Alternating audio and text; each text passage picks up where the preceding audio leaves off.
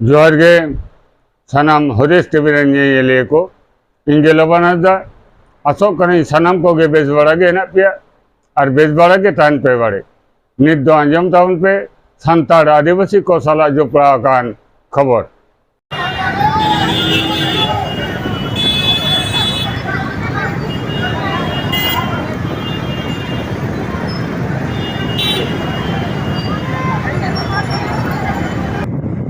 আদিবাসী সংগঠনের মিছিলের জেরে সকালে হাওড়া সেতুতে যান চলাচল স্তব্ধ হয়ে যায়।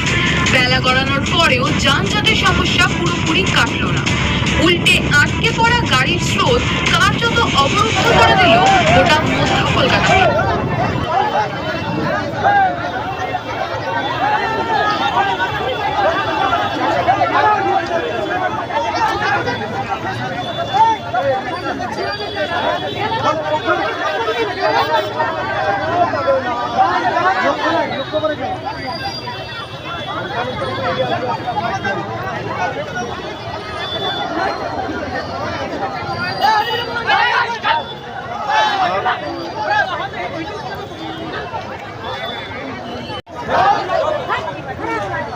वो दादा इसका दुकान है उधर जाने दीजिए इसको एक आदमी को इसका दुकान उठा के ले जाएंगे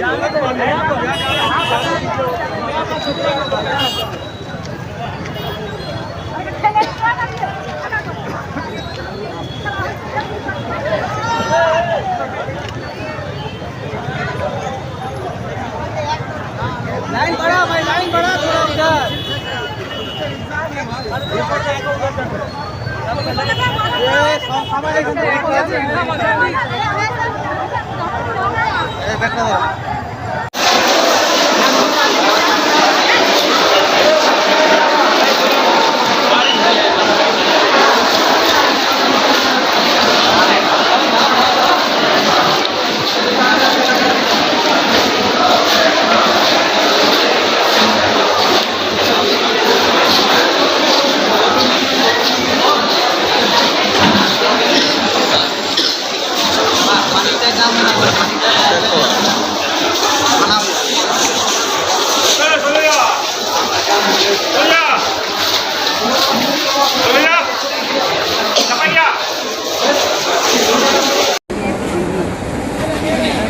जोहार जो तेहन 29 तारीख सेप्टेम्बर अले मालदा खोटे हेकरा कोलकाता रानीराज रोड रे इया समावेश जहाँ विक्षोभ समावेश जहाँ ओंडे अले मालदा खोज अले आदिवासी कल्याण समिति सावते आसेका भारत जाकत मांझी पारगाना और कोड़ा समाज आयमा संगठन आते ओंडे नितंग सेता रे सियालदा रे अले मेना लिया ओंडे जमायत हुयुग कना ओंडे खनांग जमायत बड़ा करते अले ले बई बईते हना हना विक्षोभ समावेश ले मोढ़ा आले দেখা हमने कुटुम भाई गुलेन हमने थोड़ा समय से এখানে মিটিং গুলা আন্দোলন কারো যাতে সব অন্য কাষ্ট বললেন सब हमने सर्टिफिकेट सब हमने नामे बाहर करके निजर काम चालू थी तो हमने पिछवाले जाए हमने एखने चेष्टा करबे जाते हमने एगो की करके सेटा हमने चेष्टा करल सरकार से हमने छीन के ले आल हम कड़ा सतर के हम बात दे देते उन्होंने जो कस्टमर के अपनी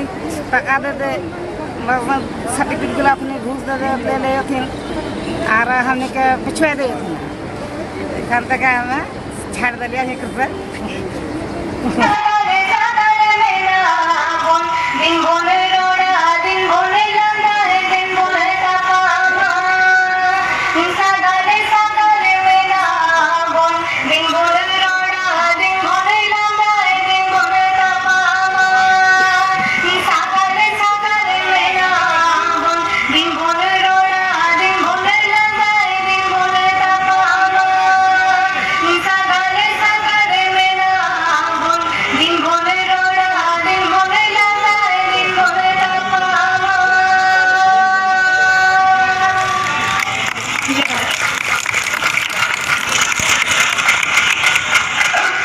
ইউনাইটেড ফোরাম অফ অল আদিবাসী অর্গানাইজেশনের পক্ষ থেকে আমাদের রাজনীতিময়কে অশেষ অশেষ ধন্যবাদ।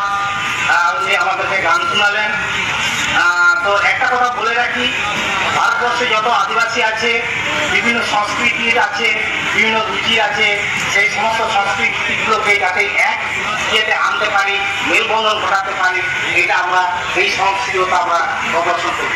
আচ্ছা, এরপর আমাদের দলটা হচ্ছে ইউনাইটেড ফোরাম অফ অল আদিবাসী অর্গানাইজেশনের ডাক্তার শুভ ধাক্কা, উনি প্রফেসর, উনি ইউসিসি সম্বন্ধে বলবেন, ইউসিসি কি, কেন এবং কিভাবে রোধ করা যায় এই সম্বন্ধে ওনার মূল্যবান বক্তব্য বলবেন। আপনারা মনোযোগ দিয়ে শুনবেন। শুভবাবু, আপনি প্লিজ এখানে শিক্ষা অংশগ্রহণ করুন।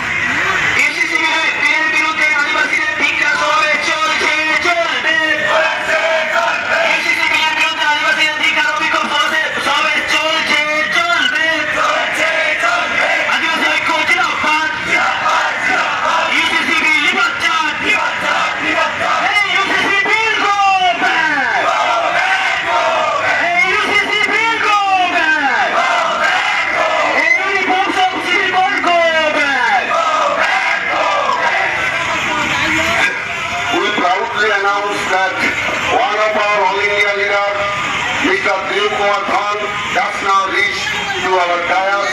I request him to namaskar and to our Gopal Bhandi. आप नमस्कार हो जवान जर्नलिस्ट पब्लिक को ठीक है करते करते सहायता होना because who is the Cardiac Committee of West Bengal. We have not yet confined our movement within this state. Rather, this movement has already been spread throughout the country.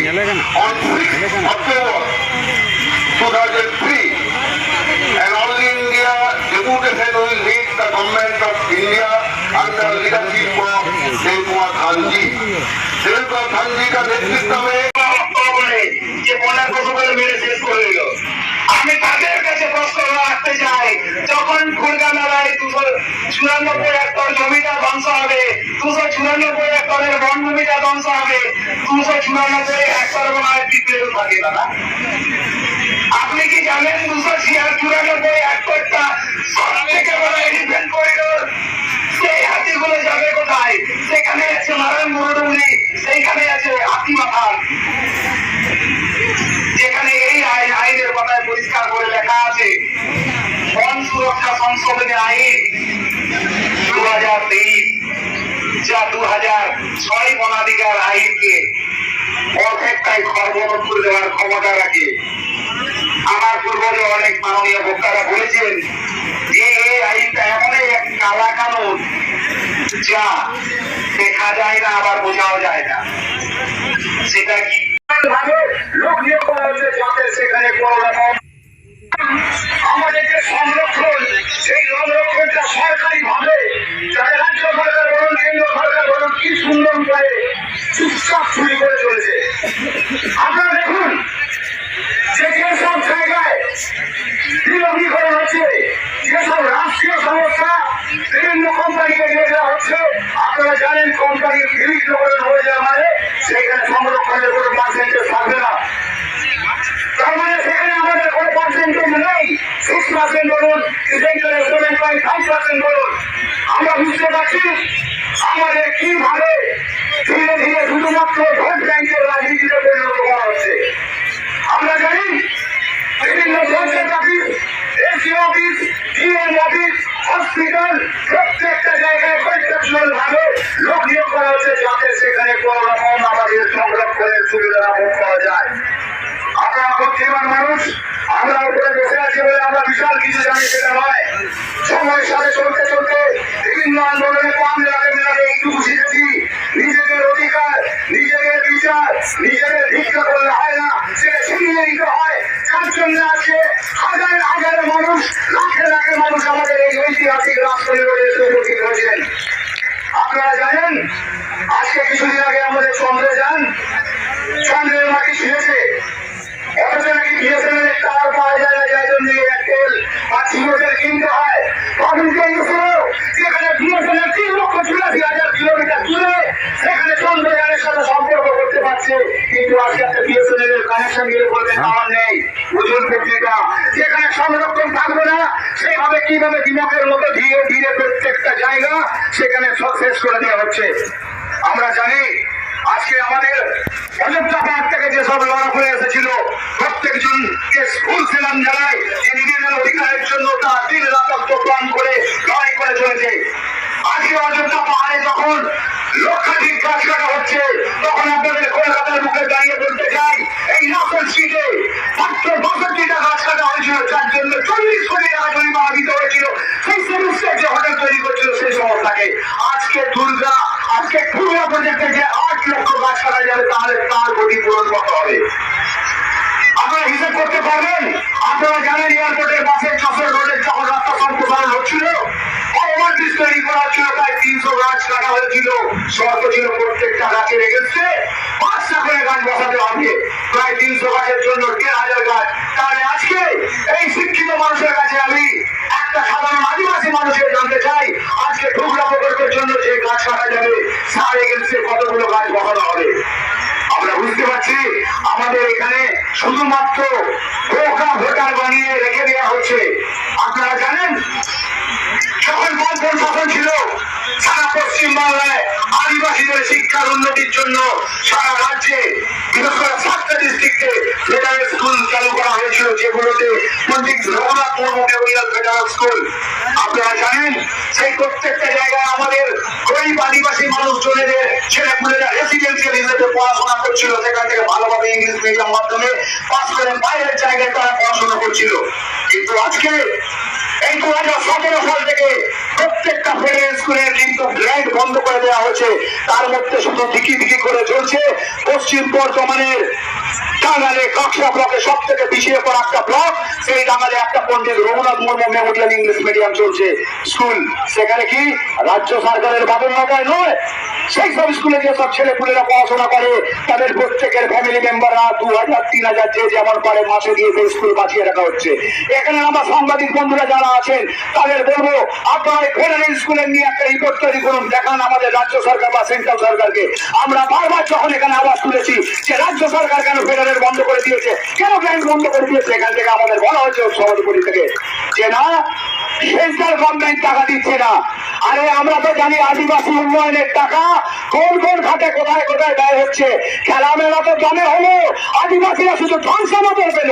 চিৎকার করি আপনাদের যারা পড়াশোনা দিতে পারেন না, যারা মিনিমাম দিতে পারেন না, তারা ধ্বংসমাদল দিয়ে আদিবাসীদের কেনা চিন্তা ভাবনা করবেন না।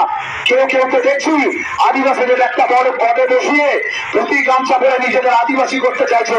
এখানে আমাদের বিপ্লব যার মতো লিডার ছিলেন, সেই সুদূর জঙ্গল মল থেকে এসেছিলেন, কাপিলার মতো লিডার যিনি সুদূর উত্তরবঙ্গ থেকে এসেছেন। যখন আদিবাসীদের মধ্যে থাকুন সেখানে বাঁচুন, তবে আদিবাসী সত্তাটাকে বুঝতে পারবেন। বক্তব্য দীর্ঘায়িত করবো না, শুধু এইটুকু বলতে চাই যদি জল জমিন জঙ্গল নিয়ে লড়াই করতে হয়, প্রকৃতি আদিবাসীদের তৈরি হতে হয়, তাহলে আদিবাসীদের প্রত্যেকটা জায়গায় যেভাবে রাজনৈতিক ভাবে কি অরাজনৈতিক ভাবে ছিনিয়ে নেওয়া হচ্ছে তাদের অধিকার, সেই অধিকারগুলো আপনারা ছিনিয়ে দেবেন না, ছিনিয়ে নিতে দেবেন না। সবাইকে হুল জোহার জানাই। সত্যি বাপিদার কথায় ঝড় এসেছে, বৃষ্টি এসেছে, আদিবাসী মানুষজনের এখানে ঝড় হয়ে উড়ে এসেছে। সাধারণভাবে হুল জোহার।